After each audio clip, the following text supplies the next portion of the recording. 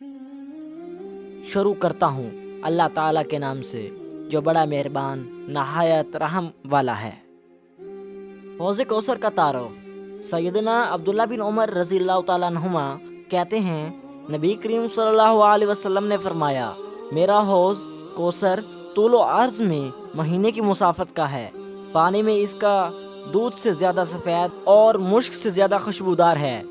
اور آب خورے یعنی پینے کے برتن جیسے جام پیالہ وغیرہ اس کے ایسے ہیں جیسے آسمان کے ستارے، جس نے اس میں سے ایک دفعہ پی لیا اور وہ پھر کبھی پیاسا نہ ہوگا۔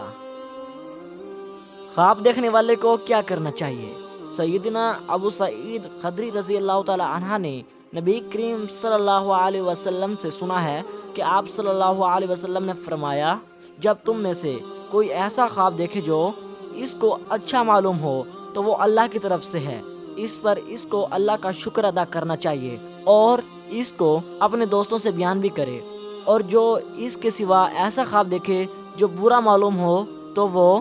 شیطان کی طرف سے ہے، اس کے شر سے اللہ کی پناہ مانگے اور کسی سے اس کا تذکرہ نہ کرے کیونکہ پھر وہ اس کو نقصان نہ دے گا۔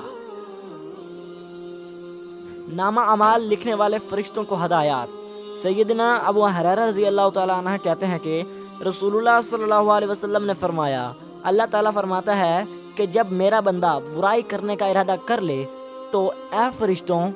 تم اس کو مت لکھو جب تک کہ وہ اس کو کرے نہیں، پھر اگر کرے تو ایک برائی لکھ لو، اور اگر میرا خوف سے اس کو ترک کر دے یعنی اس برائی کو نہ کرے تو اس کو بھی ایک نیکی لکھ لو، اور جب وہ کسی نیکی کے کرنے کا ارادہ کرے اور اس کو کرے نہیں تو اس کو بھی ایک نیکی لکھو، اور پھر اگر اس کو کرے تو اس کو 10 گنا سے لے کر 700 گنا تک لکھو۔